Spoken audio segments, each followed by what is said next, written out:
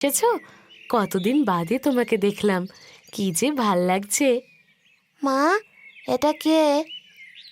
এটা তোর ছোট দিদা। ও মা সুনিতা, এটা বুঝি বড় ছেলে? কি সুন্দর হয়েছে। তা বাচ্চা, তোমার নাম কি? আমার নাম প্রতাপ, কিন্তু সকলে আমাকে ভালোবেসে খোকা বলেই ডাকে। ওই তো আমার জীবনের আলো মাসি। ও না থাকলে আমি বোধহয় মরেই যেতাম। ছি, ওসব কথা মুখে আনতে নেই সুনিতা।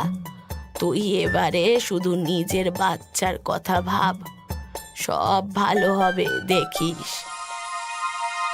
দেখতে দেখতে আরো কটা দিন কেটে গেল। সেদিন ছিল শুক্লপক্ষের একাদশী। হঠাৎই সুনিতার যন্ত্রণা শুরু হলো। বাড়ির সকলে ব্যস্ত হয়ে উঠল। সঙ্গে সঙ্গে দাইমাকে ডেকে পাঠানো হলো। রাত তখন প্রায় 1টা।